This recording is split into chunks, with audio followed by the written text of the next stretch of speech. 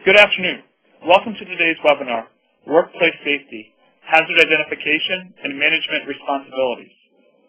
Safety management systems identify hazards that lead to corrections involving engineering to design out the hazard, guarding to protect against the hazard, warnings, labels about the hazards, and training of those potentially exposed to the hazard.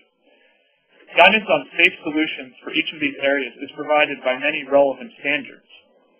While the use of a standard does not guarantee a safe product, it is generally a starting point in determining whether basic safety has been engineered into the product. Those who ignore the use of appropriate standards do so with possible serious consequences.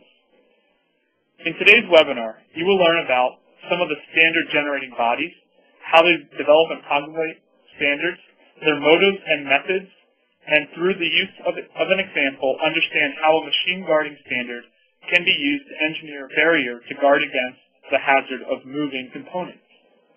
The Bureau of Labor Statistics estimates that approximately 3.3 million serious work-related injuries and about 4,500 fatalities occur each year with direct costs of over $53 billion in U.S. worker compensation costs, averaging more than $1 billion per week.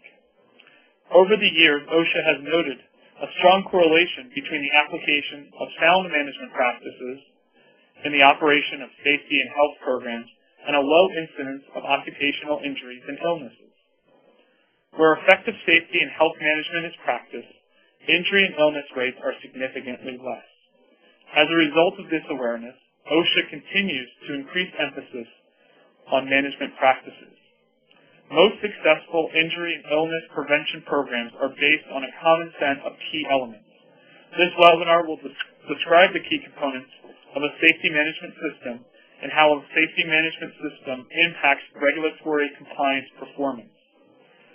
The key learning objectives for today's webinar are the utility of standards, the intent and methods of standards organizations, how one standard is used to design a machine guard, why safety management systems are important, key components of a safety management system, and how you can determine if a company gets it. The presenters for today's webinar are Jim Wellman and Phil Buckley. Jim brings over 27 years of experience in health safety and environmental management systems in culturally diverse multinational organizations. Jim is a proven leader in defining business-integrated HSE strategies, building effective safety management systems, and leading large matrix organizations. He has also a proven track record in integrating HSE accountabilities, driving performance turnarounds, assembling new organizations, and re-engineering existing ones. In addition to HSE management systems, Jim also has significant expertise in many specialized safety areas such as root cause analysis, safety regulations and compliance, record keeping, accident investigation, construction, manufacturing, aerospace, electronics, and robotic safety, OSHA, Department of Energy, and behavior-based safety management. Jim has a BS in industrial safety and an MBA. He's also an adjunct instructor at OSHA Training Institute, a certified safety consultant, and a member of ASSE. Phil Buckley has nearly 40 years of experience in mechanical engineering, engineering systems, and technology applications. Phil has applied his broad knowledge in such areas as new product development, concept and prototype development, accident reconstruction, failure analysis, vehicular systems, control systems, test and evaluation manufacturing, machine design, materials, regulations, codes, standards, guidelines, and safety hazard mitigation. He has also developed tooling methods, processes, and equipment. Phil has specialized expertise in a diverse number of industries, including publishing, graphics, renewable energy, defense, recycling, manufacturing, construction, automotive, and litigation support of complex technical issues involving product liability, personal injury, premises liability, and vehicular systems. Mr. Buckley has a BSME and an MSME. He's a professional engineer, ACTAR certified, member of SAE, and holds several patents. We'll take 2 question and answer breaks during today's program. If you have a question, please use the chat feature found on the right-hand side of the screen to submit your questions. We encourage all attendees to submit questions throughout the presentation. Tomorrow morning, I will send out an email with a link to the archived recording of this presentation. We do ask that you take time to fill out the survey that will appear on your screen after today's webinar is over. I now invite you to sit back, relax, and enjoy. I'm going to turn the presentation over to our distinguished panelists, Jim Wellman and Phil Buckley. Jim and Phil, it's all yours. Thank you, Matt, and welcome to all the attendees. As Matt indicated, the most successful injury and illness prevention programs are based on a common set of key elements, and these include management leadership, worker participation, hazard identification, prevention and control, education and training, and program evaluation. In other words, a safety management system. This is a list of the top 10 most frequently cited OSHA standards following their inspections of work sites in 2011. OSHA uses this data to develop its national and local emphasis programs focused on specific industries, field inspections, and training programs for industry. In addition to these being non-compliance items, they can also lead to lawsuits beyond workers' compensation cases. You can see this list contains both general industry and construction results.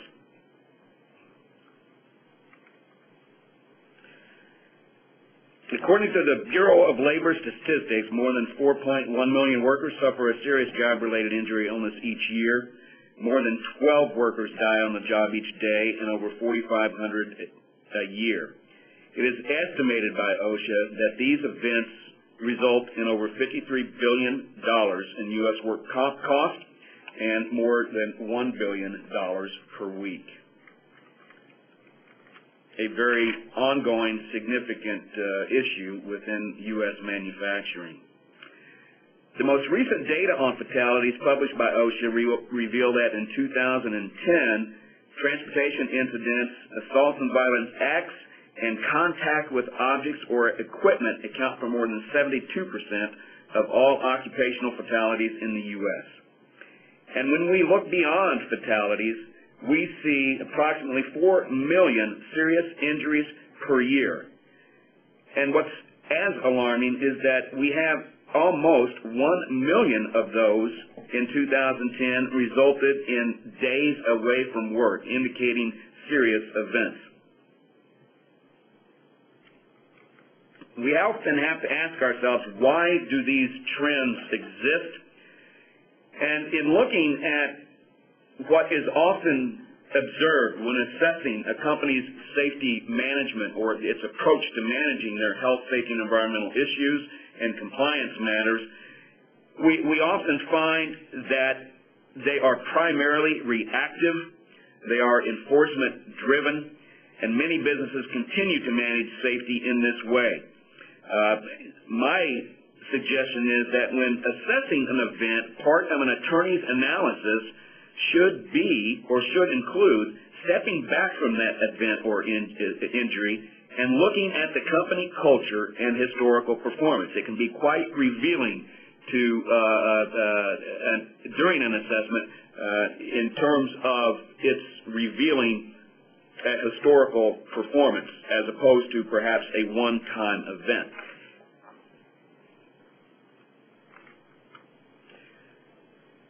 Experience has clearly demonstrated that the most effective way to reduce fatalities and accidents and to improve regulatory compliance is to manage the safety and health processes in a systematic way.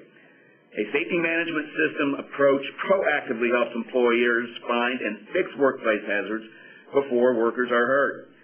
Currently, 34 U.S. states have established laws or regulations designed to require or encourage injury and illness prevention programs, including 15 states with mandatory regulations for all or some employers.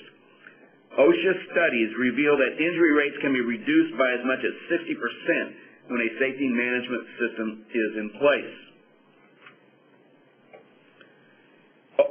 it's interesting, based upon these numbers, that OSHA has no regulatory standard on management systems requirements. As with recognized quality management systems such as ISO 9001, there are, however, several industry consensus standards for injury and illness prevention programs. The principal consensus standard in the U.S. is the American National Standards Institute, known as the ANSI Z10, which was published in 2005. This standard is titled as Occupational Safety and Health Management Systems.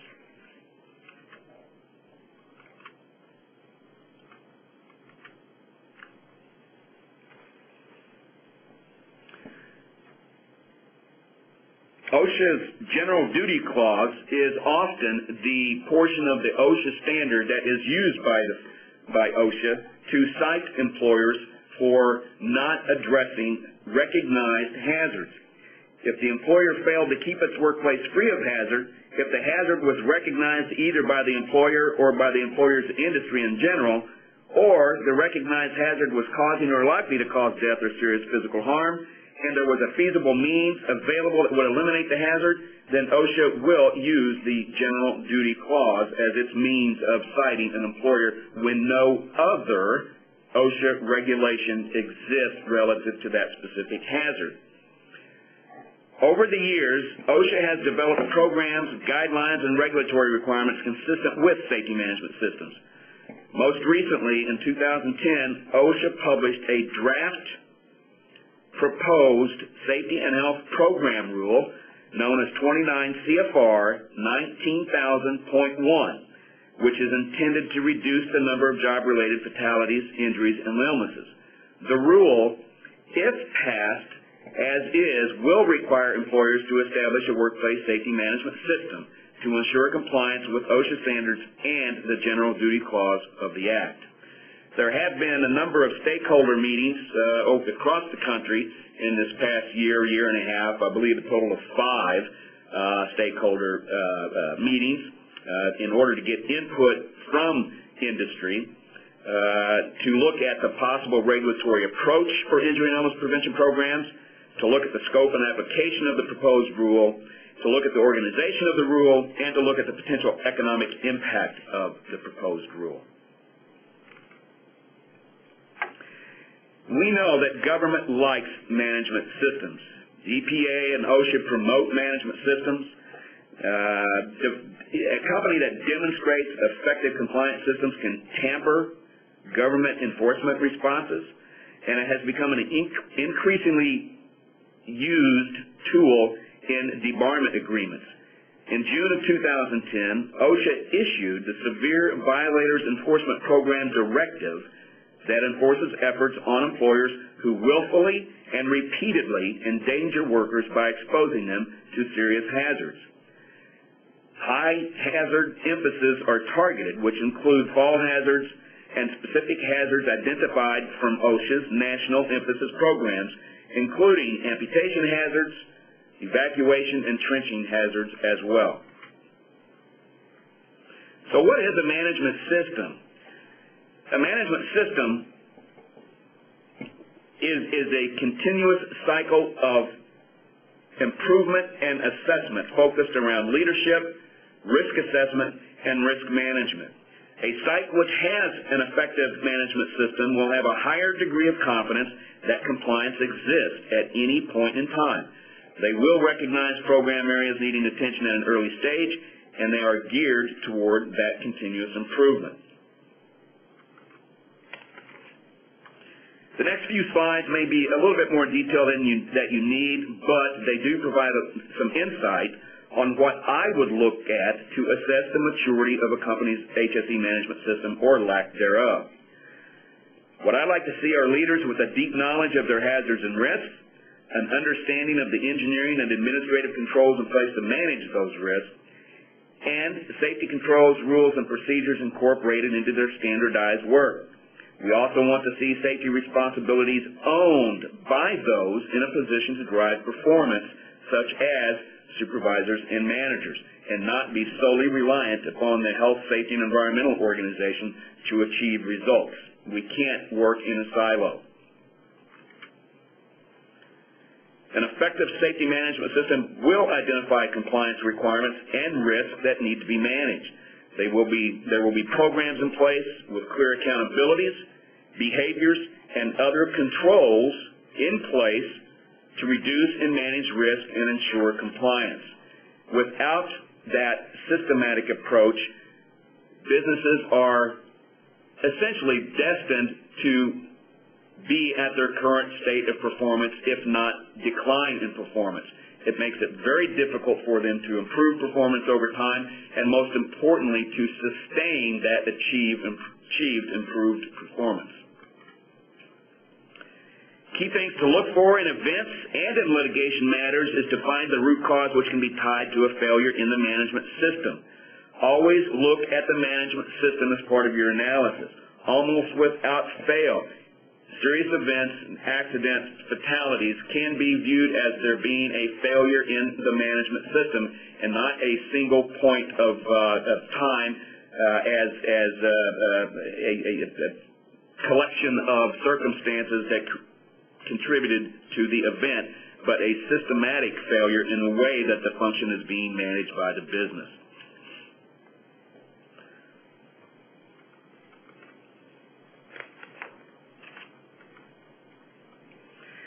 In a perfect world, the HSE management system would determine how employees behave.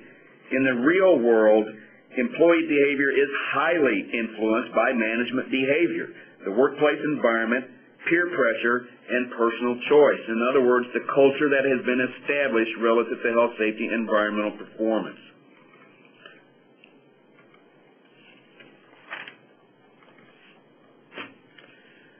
With respect to hazard prevention and control, there is a well-defined, systematic approach used by safety professionals. We look at the hierarchy of controls with respect to managing risk and hazards.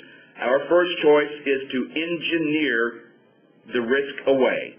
When that is not feasible, we put in place effective administrative controls via safe work practices, procedures, and policies. And in the last resort is via personal protective equipment. The 3 E's of safety: engineering, education, and enforcement, in that order. All right, changing the mindset. When I'm called into a case, in addition to examining the factors directly contributing to an event, I also take a look at the company to determine the existence and maturity of the management system. We want to be able to see that the company has an understanding of their hazards, the risks, and controls. I often find it incredibly revealing when I ask a first-line supervisor to identify for me the hierarchy of their operational risks. What are the greatest risks that are present within their particular scope of responsibility? And the responses vary significantly, and often they are unable to adequately define or identify their operational risks. So when they are unable to do that, obviously they don't have a good understanding of the use and application of those hierarchy of controls to manage them.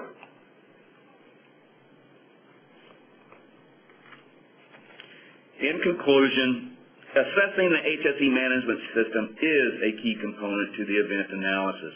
And the critical elements of an effective HSE management system, as we've discussed, are to management commitment and employee involvement. It must be done jointly, and they must be actively engaged.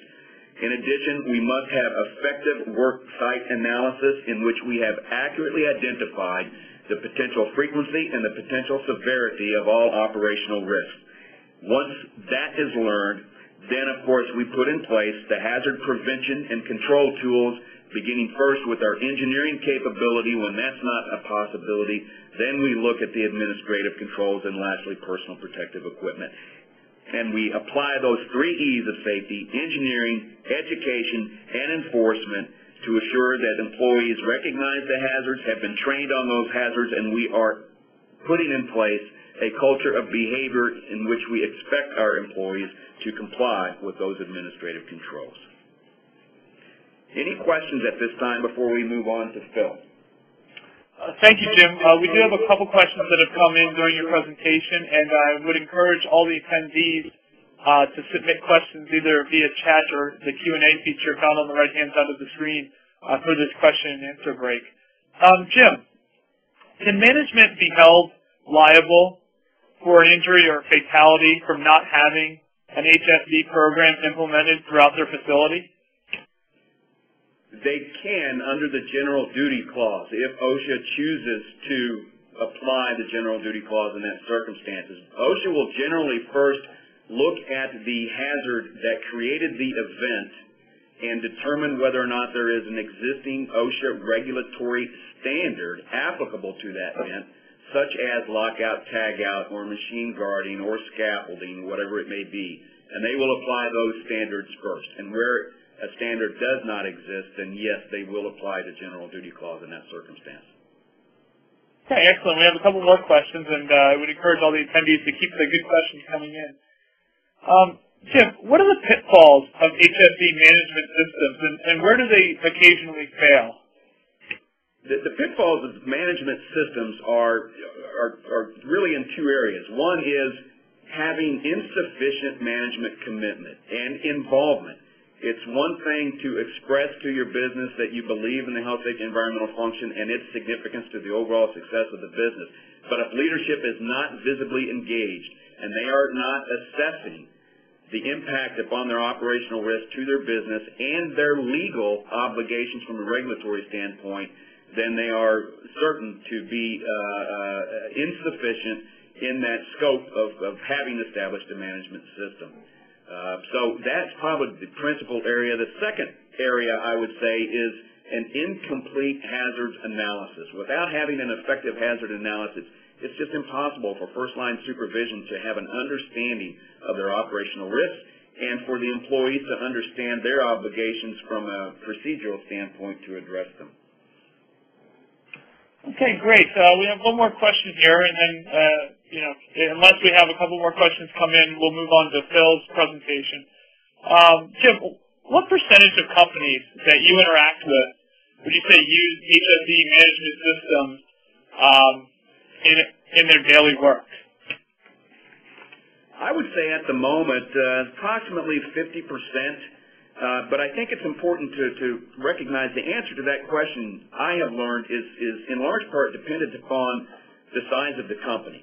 It seems as though the larger the company with the greater degree of risk that they are exposed to, both from a regulatory compliance perspective and an operational perspective, we see a greater percentage of those companies deploying and effectively managing a management system on a continuous cycle. Smaller companies with less experience, with less knowledge with respect to their health, safety, and environmental obligations from a corporate governance perspective, that we see fewer of those managing in a systematic approach. Okay, great. I don't see any other questions in the queue. So, Phil, why don't you pick up with your portion of the presentation? Thanks, everyone.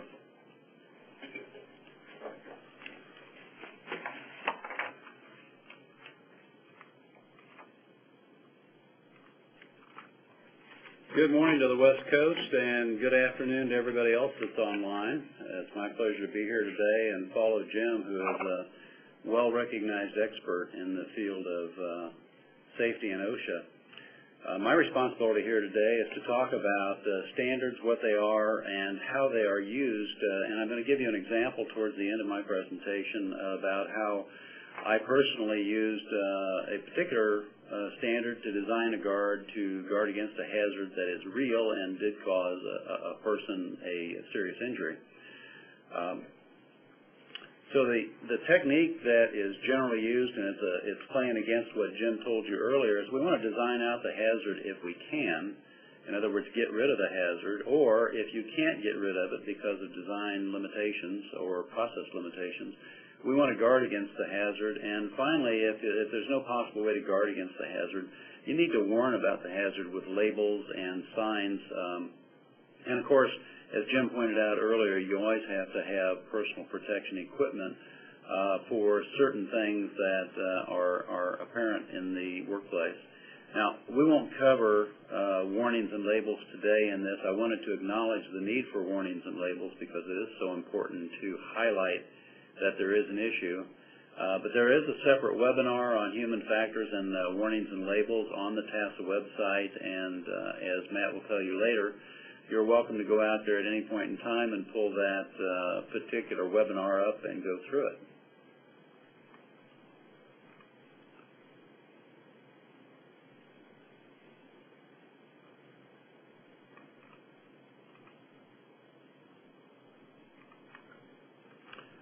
So safety is a function and a responsibility and a result of that yields certain improvements, and a good safety program yields good worker effectiveness, a better environment, an improved environment, and good worker satisfaction. And I've heard people argue with this and say, well, safety just gets in the way. But I think, as Jim pointed out in his presentation, it's been demonstrated time and again that a safe environment improves in all these areas. Safety should be an all-time concern, and continuous improvement, as pointed out by Jim, should always be the mode. However, if function and responsibility of safety are not attended to, the result is lower effectiveness, an unsafe environment, lower satisfaction on the part of employees. It results in clutter in an organization, and clutter ultimately results in some kind of injury or fatality.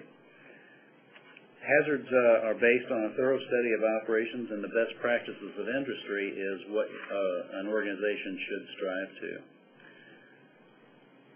We review the two words accident and incident and make a distinction between the two. An incident is the term we use to describe the situation that we're investigating, and that's because an incident really is a set of facts with discoverable aspects, and they will help you discern what happened. Our job is to figure out what happened in detail and why it happened, and then figure out if appropriate protections were provided. The distinction between accident and incident calls attention to the fact that unsafe conditions do exist, and when they exist, when they occur, it may not be for unknown or unknowable causes. There's four general business objectives that are commonly referred to in any industry that I've been associated with, and they essentially are cost reduction, quality increase, capacity, either increase or decrease, depending upon the situation, and safety. And safety is important of the employees, is important to the performance of the company. And tough economic circumstances can force even the best companies to put a lower priority on safety, especially in tough economic times, because they're trying to do something that will affect the bottom line. And in some organizations, it's usual to claim that safety costs but doesn't actually generate savings to the bottom line. And that's been demonstrated time and time again, if you take the intangible factors into account, that it does contribute to the bottom line. Companies ignore safety and risk analysis at their peril. So when we do an incident analysis, we use the scientific method. We determine what's happened using the evidence available, and then decide if the applicable rules were followed.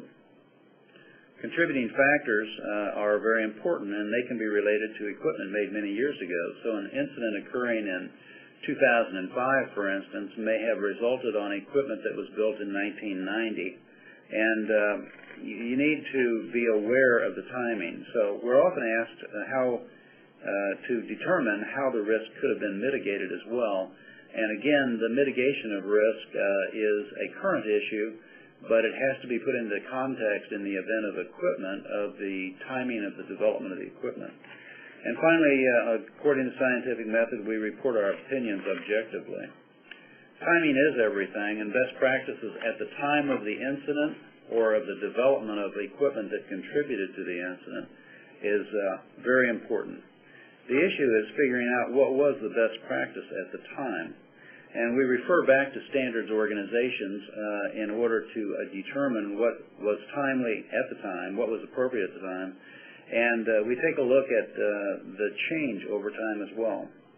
Change occurs because of new findings or results that occur, and consequently today's standard is probably a better standard than the same standard 10 years ago. There are many organizations to occur. Some are objective and some may have stakeholder bias, and that comes through in the standard. It can be very complicated. There are hundreds of organizations, literally, that have an interest in a particular subject and create standards to address that subject. On the page right here, we've only got 15 of the 180, or more than 180, that the ANSI provides copies, either hard copy or electronic copies, of the standards. And just a few, just to talk about them. Mine Safety and Health Administration relates to mine safety methods, and they take into account, for instance, generation of coal gas, which is explosive. So that's a particular issue that they have. And we need to always be looking at the focus of the organization and what their specific motivation and methods are. NFPA takes a look at grain silo operations as one issue, and they're concerned about explosive dust particles, a situation which is considerably different than explosive gases in a mine. The National Highway Traffic and Safety Administration is looking at transportation drivers and requires them to follow the rules of the road and things that specify the hours of operation, speeds and weights of their vehicles, and following management mandates to use electronic innovations that speed parcels to destination at a lower cost. So it's always important to think about what the competitive pressures are. We're always looking to work faster, better, quicker in order to drop profits to the bottom line with greater accuracy, awareness, and lower cost, which translates to higher profits. But the priorities between profits and safety can become confused, especially by companies that don't embrace standards or standards generation and in tough economic times. And as I mentioned, the sensors, the problem is different for mine gas than grain dust in terms of explosions. They both turn out to be explosions, but it takes different sensors to identify and monitor for those kinds of things. So we need to understand the sensors and their application and be cognizant of their limitations. Who are these organizations and what do they tell us? You need to know the organization. The rule I follow is know the author of the book, and you have an idea of the biases you may encounter in that book. And so there are standards and there are standards. Many organizations are concerned about mutual problems or collaboration on collaborate on the development of standards. For instance, OSHA, ANSI, and ASTM all have standards on machine guards.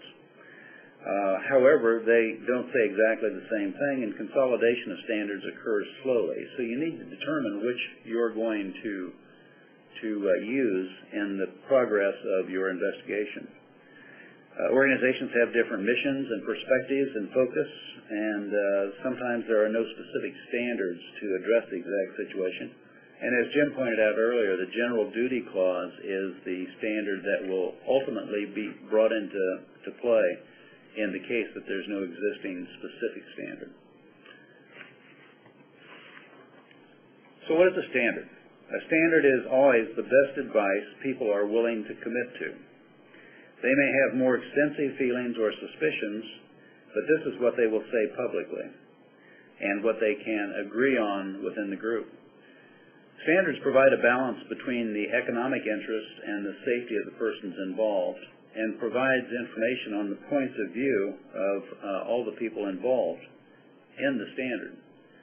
The standard is developed by a group of people who come from different parts of industry. There are certain persons that represent the employee, and there are certain persons representing the employer, and there are another group of persons that represent the equipment itself. Standards typically can be adopted by industry, but they're not always adopted by industry. And they may or may not be force of law and may or may not present the best practices from your point of view. Future refinement is often scheduled in the development of standards. So we want to know then, how is a standard promulgated? And the word promulgated always puts off a lot of people. Because it's a big word that is not commonly understood, but all promulgated means is the act of formally proclaiming or declaring a new standard. Standards can be mandatory or they can be participatory. And they are negotiated agreements between the parties, or among the parties, and the parties can have considerable differences of opinion and economic interest. Who's on the standard? Who's on the standards committee? Many are appointed. Many are volunteers who petition to become associated with the standard development committee. The groups meet at intervals to discuss the needs and bring new information to the table. They prepare agreed-on verbiage that represents the group compromise, and I want to emphasize the word that it ends up being a compromise among the various points of view. And the affected parties there's a difference between the adoption date, the publishing date, and the effective date of a standard. So when you look at a standard, it may have the number 2001 indicating the year, and that is typically the year of adoption. So the committee agrees to what the standard will be. They say this is what we're going to put out. They've got the wording detailed exactly, and they adopt that standard. That standard, however, though, is not yet published. The publishing date may come months to even a year later. Typically, it's several months to half a year. But the effective date is typically 1 year after publication. So the difference between the adoption date and the effective date can be easily a year and can be more. So you need to be aware of when the effective date is. The differences in dates are provided for the affected parties so that they can make adjustments ahead of time. So when you become aware, that is, the standard is published, you can't meet the standard as of that date. So they give you a period of time between which you are intended or expected to make adjustments by the effective date.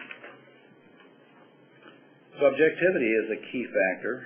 Major American standards include ANSI and ASTM, or the American National Standards Institute, the American Society for Testing Materials. Other international organizations that do similar jobs are the International Standards Organization or the International Electrochemical Commission. There are, of course, other societies that present objectivity, and they're usually societies of groups involved like the Society of Mechanical Engineers, Society of Electrical Engineers, Safety Engineers, or the Society of Industrial Engineers. Of course, there, as I mentioned earlier, are over 180 organizations that issue standards. So coordination of standards in the international community is happening with essential agreement between ANSI and ISO on many standards, but again, they still may read differently for the different communities they address. So I want to just give you an idea of two organizations as examples of what I mean by knowing the author.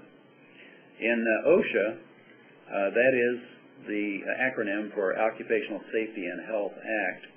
And the mission of OSHA is very simply stated here: assure safe and healthful working conditions for working men and women by setting and enforcing standards and by training, outreach, education, and assistance.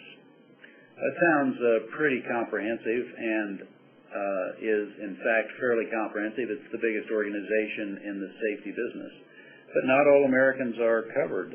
Employers and employees are covered, unless they're self-employed, or if they're covered by another federal agency such as the Mine Safety and Health Administration, or the FAA, Federal Aviation Administration, or the Coast Guard. Also, some state and local government employees are not covered by OSHA. If there is a state or OSHA organization, then state and local employees are covered. And 25 states, Puerto Rico and the Virgin Islands, do have that coverage. That leaves another 25 states that don't have a local organization, a local OSHA, and those state and local employees in those states do not have protection or the overt protection of the Occupational Safety and Health Act. ANSI and ASTM standards, as well as many others, are adopted by OSHA. So you're not only dealing with OSHA standards, but in particular those. And today I'm going to focus on an ANSI B15.1 standard that I used to develop the Guard, and that'll be in a few minutes. OSHA is a government organization. It's part of the Department of Labor, and their director is an Assistant Secretary of Labor. And members of OSHA actually participate in the standards development process. In fact, they actually participate in the development of ANSI standards in particular. Now, ANSI is the other organization I want to cover briefly, and ANSI is a not-for-profit organization that's 93 years old. Its mission is stated here, and the mission is to enhance the global competitiveness of U.S. business and U.S. quality of life by promoting and facilitating voluntary consensus standards. And I'm emphasizing that because you saw on the OSHA that they are enforcement standards. So voluntary consensus standards by ANSI and conformity assessment systems and safeguarding their integrity. Now, conformity assessment essentially means are the ANSI standards consistent with other standards organizations. And I've just noted several of the standards that we're talking about. The ISO 9001 is a time-honored standard for organizational approach to safety as well as other types of operation. The ANSI Z10 is what Jim spoke about earlier. And the ANSI Safety Color Code is a consolidated code for warnings and labels. I put those three forward because they're all three important in terms of the discussion that we're having today. So ANSI is a major source of standards. They can provide either by hard copy or by email a provider of standards of more than 180 different organizations. And so I put together on the side there an illustration of one particular publication by ANSI, and it's Safeguarding Illustrated Concepts for Guard Situations. In this case, we see it's a perforated or an expanded metal type guard over a rotating machine component. So repeating the slide from the beginning, we want to design out the hazard if we can. If we can't, we want to guard against the hazard. And finally, we want to warn about the hazard. And again, we won't cover warnings, but they are available on a different webinar. So we're going to give you an example of a conveyor guarding incident, and that's shown right here. I want to bring the pointer down so that I can begin to talk a little bit here. I'm showing in this corner the actual situation, and this is, in fact, an actual case review. This roller is a moving roller. In other words, it slides back and forth in order to make adjustments on the length of the conveyor above. And it was designed by the manufacturer, in this case, so that there was an exposed amount of shaft, which in fact had a collar on it, and the collar had some small mechanical protrusions which were picker items. And they were not necessary in the design, but they were the kind of thing that will grab a piece of cloth or so on. And of course you've got right here, this is a rotating belt and rotating on the shaft. And so the situation that occurred was an operator was, by design of the job, required to reach down under this conveyor occasionally in this arena and do some cleanup work there. And in the process, you can see that the schmock that the person had on was entrained by these little protrusions or other aspects of this rotating component. And the schmock was pulled up, and the person was suffocated, basically strangled, until they were actually pulled out of the machine several minutes later.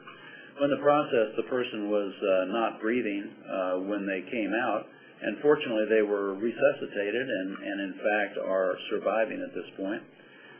But the guard that I designed is shown here in red, and what we did was we designed a very simple guard that just covered the entire roller. There's no reason that that roller needs to be exposed like that. And by completing a design so that there was no access to the rotating component, we were able to guard against the problem. So the standard that I used in doing this design was the ASME ANSI, so that's the American Society of Mechanical Engineers and the American National Standards Institute, combined standard called B15.1, and it's a safety standard for mechanical power transmission. There are two components for the design of guards, and this is a wide-ranging standard, so I've only picked out these components that relate to the guard. And the two identified components, all motion hazard guards shall meet the following requirements. And the word shall it looks like a command or an enforceable thing. It really is, you shall meet it if you are going to comply with the standard. So you shall, the guard shall prevent entry of hands, fingers, or other parts of the body into a point of hazard by reaching through, over, under, or around the guard. In other words, the guard keeps you from getting in contact with the hazard. And the second thing is the guard itself shall not create a motion hazard between the guard and the moving part. So how do you do that? Well, ANSI 15.1 guides us to this page, which is a mechanical description of how you design a guard. And so I'll talk about in the next slides this conceptual depiction of a guard over a rotating shaft and gear, and this component here, which is an XY chart that shows on this side the dimension, one dimension that is important, and on the Y-axis another dimension. And then finally they specify the characteristics of a typical guard, but they don't tell you that you have to use this particular design. And that goes to the issue that these designs are prescriptive on the hazard. They don't tell you exactly how to design the guard. They tell you what the guard has to be able to do from a performance point of view. So they are performance standards.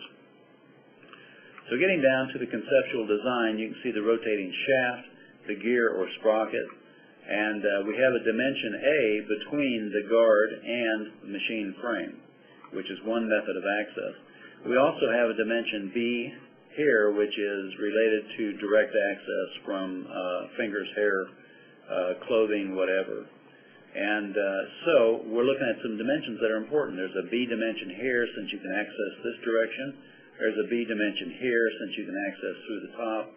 Or there is a C plus D dimension, since you can access around behind the guard. So this is the XY chart that prescribes these dimensions, and to get a little bit closer to it, I brought it up in scale so you can read it somewhat better. And the dimension on the x-axis is either the B or the C plus D that I just identified. And the dimension on the y-axis is the A dimension. The A dimension specifies the size of a hole or access point that you can use depending upon the dimension away from the hazard. So I've highlighted that at this point we see the dimension of 166 millimeters or 6.5 inches. And at that point on the chart, you have to be 1 1/4. It's either 32 millimeters or 1 1/4 inches away from the hazard. So it tells you how to design that guard so that you are meeting the requirements of restriction or elimination of the hazard.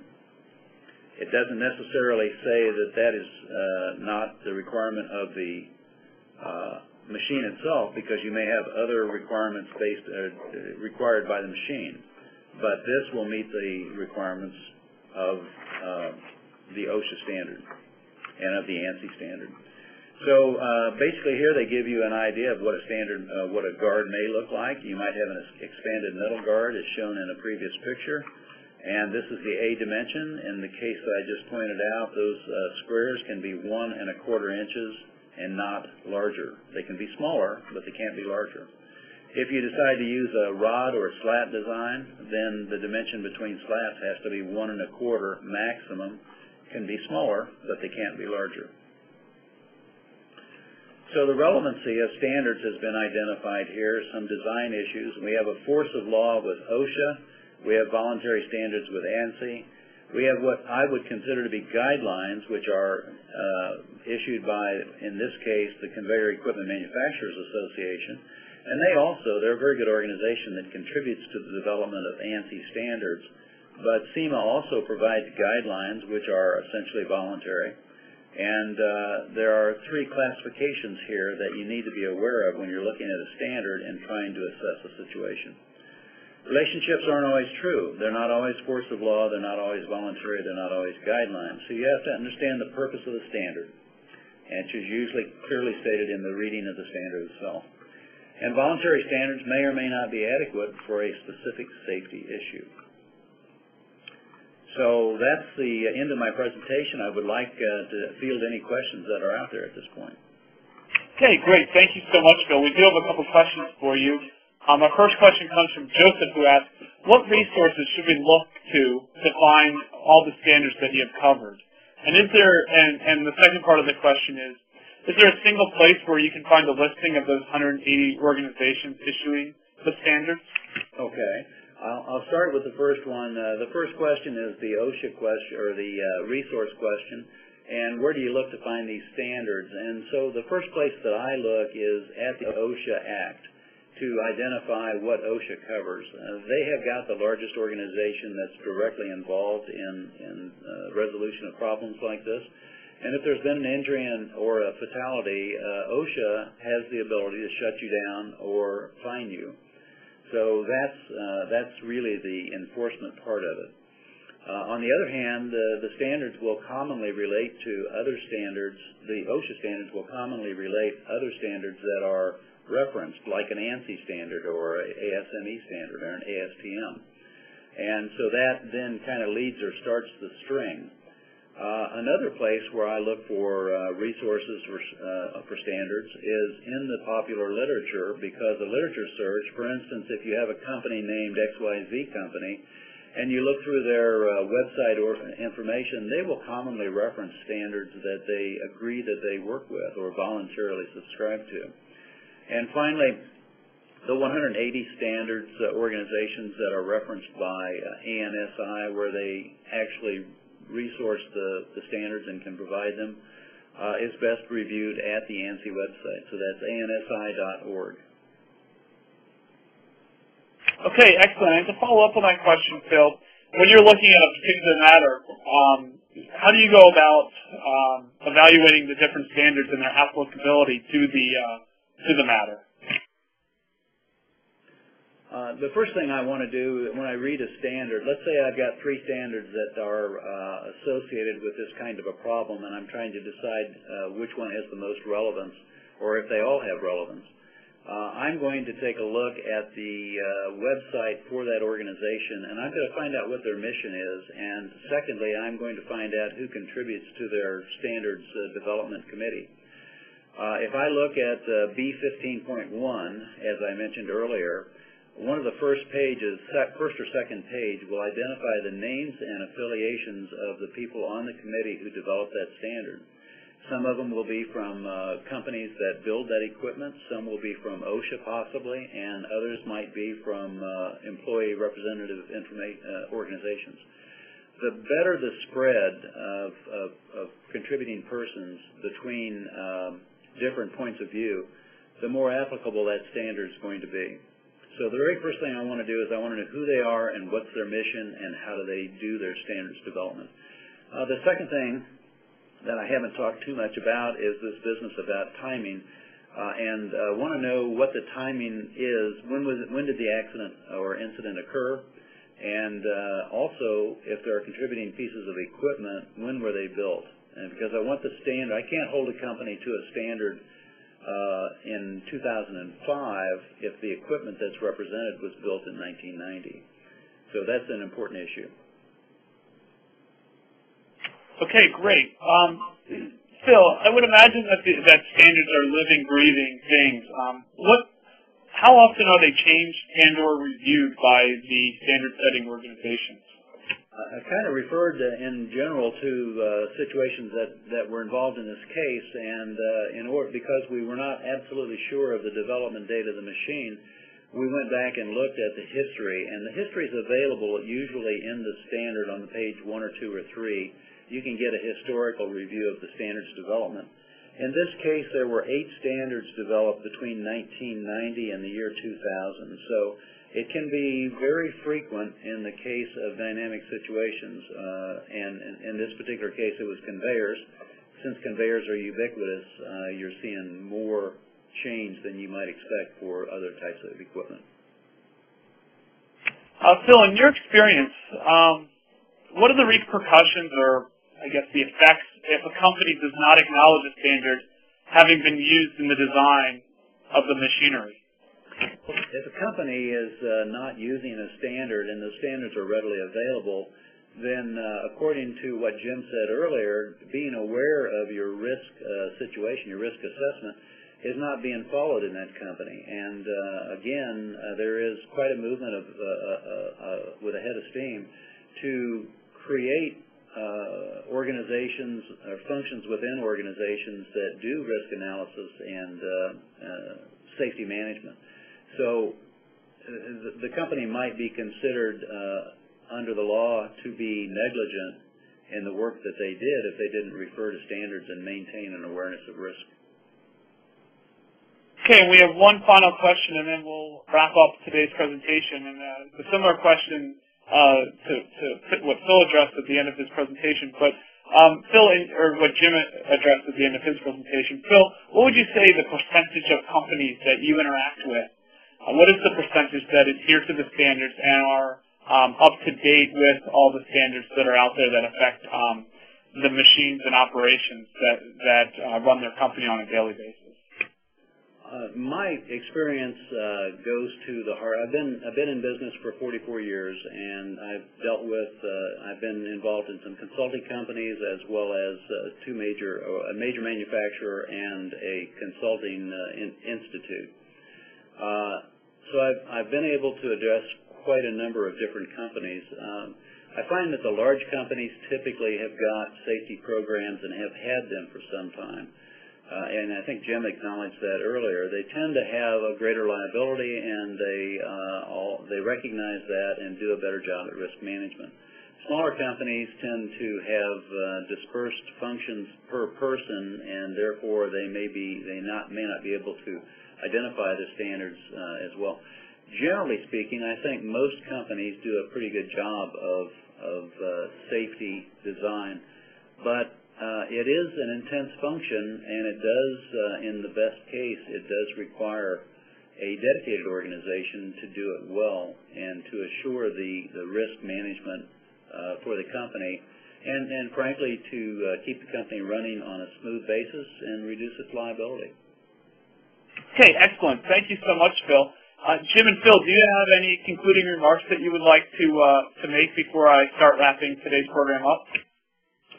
This is Jim. I think my concluding remark would be to encourage those of you engaged in assessing events and analyzing accidents to look beyond the single event and look at a company's culture or lack thereof and its ability and success in identifying its operational risks and controlling them.